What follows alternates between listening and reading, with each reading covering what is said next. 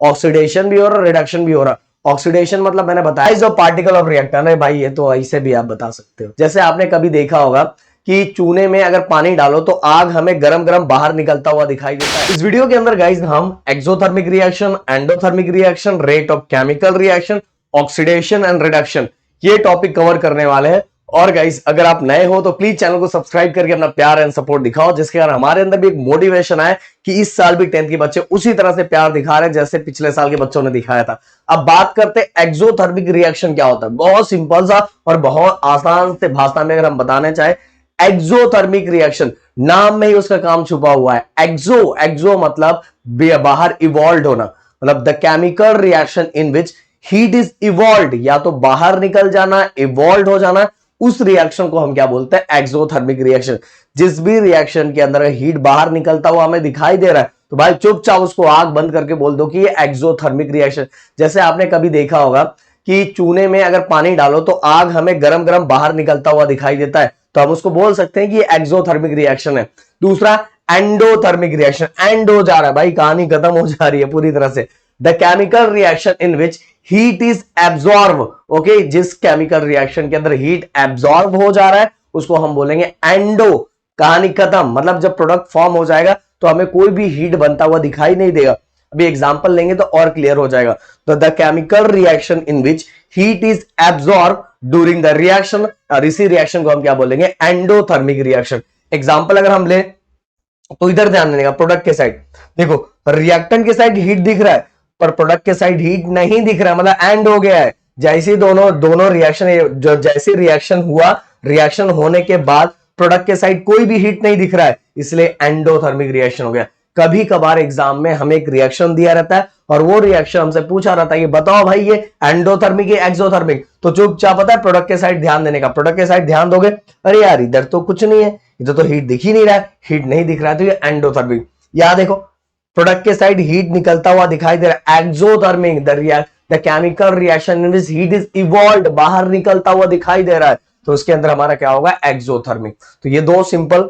अब चलते हैं आगे, नेक्स्ट हमारा guys rate of chemical reaction, मतलब केमिकल रिएक्शन की जो स्पीड होती है वो किस पे डिपेंड होता है। तो भाई टोटल 5 फैक्टर है जिस पे डिपेंड होती है। तो पहले फैक्टर की अगर हम बात करें, नेचर ऑफ द रिएक्टेंट। देखो दोस्तों, आप सभी को पता है कि सबका नेचर अलग अलग होता है। कोई एक ऐसा बंदा होता है कि वो सबसे घुल मिल जाता है, मतलब वो सामने वाले को जाने न जाने फिर भी जाके उससे बिना मतलब की बातें करना स्टार्ट कर देता था, उसका नेचर है, वो सभी जगह घुल मिल जाता है। और एक ऐसा बंदा होता है जो सबको शक की नजर से देखता है, ये ऐसा, मतलब सबको शक, इवन घर में भी शक की नजर से देखता है। तो कहने का मतलब सबका नेचर अलग अलग होता है। मैंने क्या बोला, ये हम टॉपिक जो पढ़ रहे हैं वो क्या है, केमिकल रिएक्शन का स्पीड कितने फैक्टर पे डिपेंड करता है। तो पहला फैक्टर है हमारा नेचर ऑफ रिएक्टेंट, मतलब हम जो रिएक्टेंट यूज कर रहे हैं वो रिएक्टेंट भी डिसाइड करेगा कि हमारा केमिकल रिएक्शन फास्ट होगा कि स्लो होगा। जैसे एग्जांपल, यहां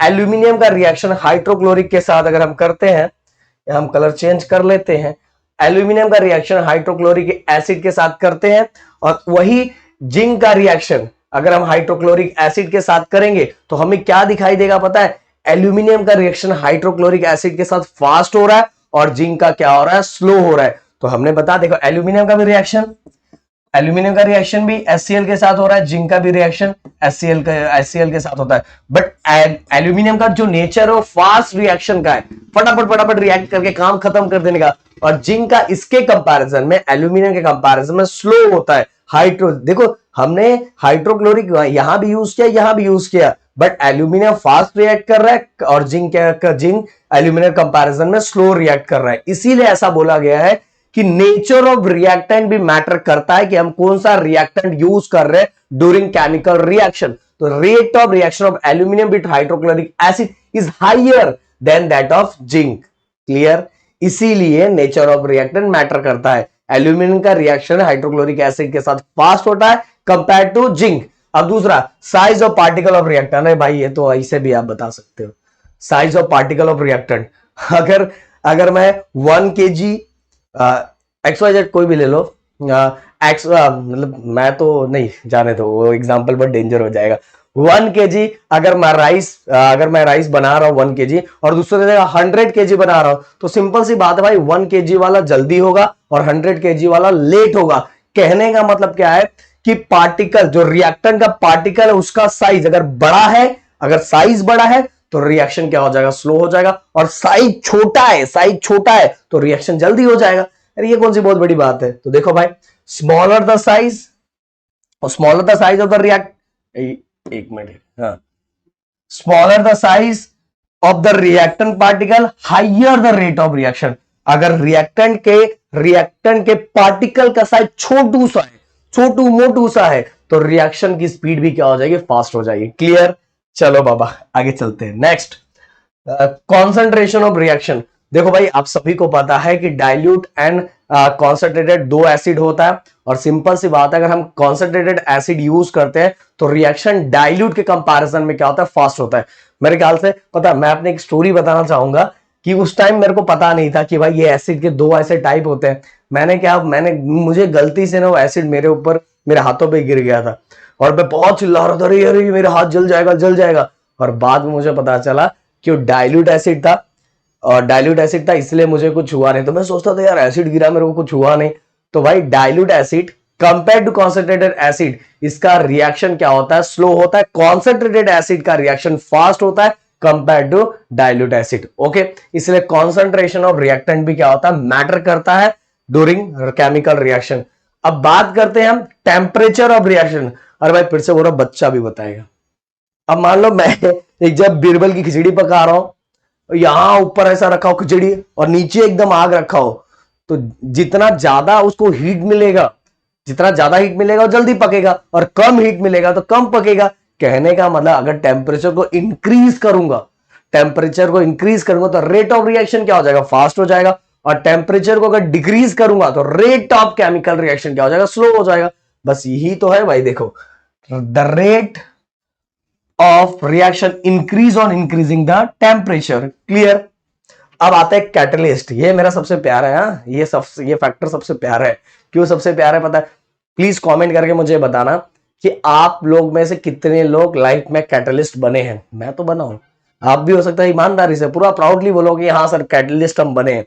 कैटलिस्ट ये काम करते हैं जैसे तुम्हारी तरह एग्जांपल अगर मैं बताऊं तो दो ऐसे बंदे हैं जिनमें है मतलब पैशन है पर वो लड़ नहीं रहे। फिर बोलो यार मजा नहीं आ रहा है, दोनों लड़ नहीं रहे, लड़ेंगे तो थोड़ा शो देखने में मजा आएगा ना। तो मैं पहले वाले के पास जाऊंगा, पता है तेरे को क्या बोल रहा था वो, फिर इसको मैं होता ना तो मैं इसको दबा दब दे देता। फिर दूसरे के पास जाऊंगा, अरे तेरे को पता है क्या बोल रहा था वो, सच बोल रहा हूं। अगर मैं रहता ना तो मैं छोड़ता भी नहीं। ऐसे करके मैंने दोनों के रिएक्शन की स्पीड को बढ़ा दिया यार, दोनों के रिएक्शन की स्पीड को बढ़ा दिया, और थोड़े टाइम में दोनों आपस में मिल गए। और इसके आगे का सीन समझ सकते हो। तो मैंने क्या किया, मैंने रिएक्शन की स्पीड को बढ़ाई। मैंने उसमें पार्टिसिपेट नहीं किया, लड़ाई में पार्टिसिपेट नहीं किया। मैंने बस क्या किया, रिएक्शन की स्पीड को बढ़ा दिया, और रिएक्शन होना स्टार्ट हो गया। पर मैंने उसमें पार्टिसिपेट किया नहीं, मैंने बस रिएक्शन की स्पीड को बढ़ाए। तो ऐसी चीजों को क्या बोला जाता है, कैटलिस्ट। पर चलो ये तो रिएक्शन की बात है। कभी कभार क्या होता है पता है, कैटलिस्ट की भी धुलाई हो जाती है अगर सही से काम ना किया जाए, ये बात याद रखो।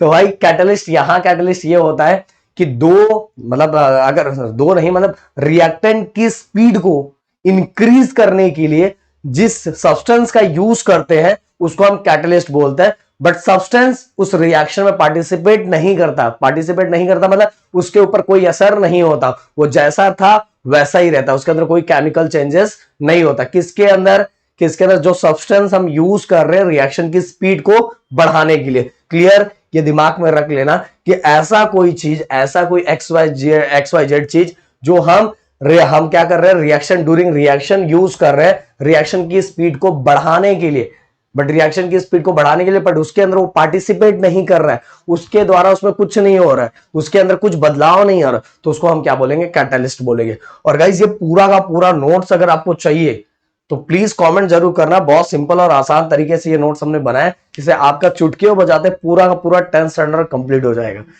अब चलते हैं ऑक्सीडेशन एंड रिडक्शन।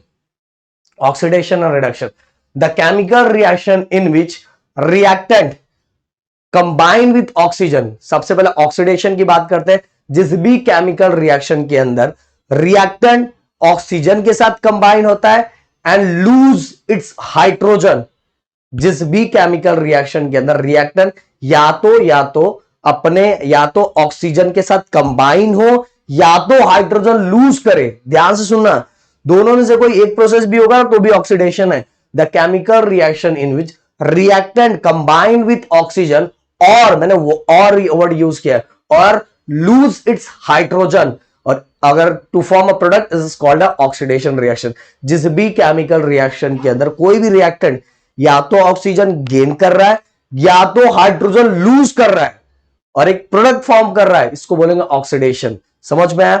मतलब कोई भी रिएक्टेंट है, जब रिएक्शन हो रहा है तो आपको ऑक्सीजन गेन करता हुआ दिखाई दे रहा है, आजा आजा आजा, तो उसको ऑक्सीडेशन बोलेंगे। या तो अगर हाइड्रोजन लूज कर रहा है तो भी उसको क्या बोलेंगे हम? ऑक्सीडेशन बोलेंगे। अब रिडक्शन का जस्ट इसका उल्टा, the chemical reaction in which reactant combine with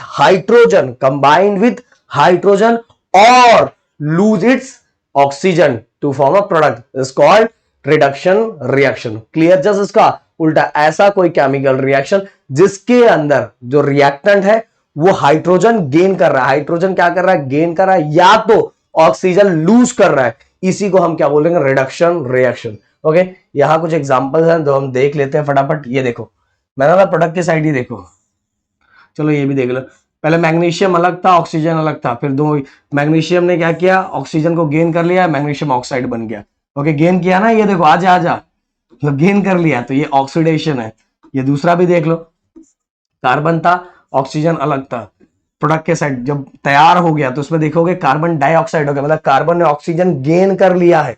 gain करने मतलब यहां भी ऑक्सीडेशन रिएक्शन।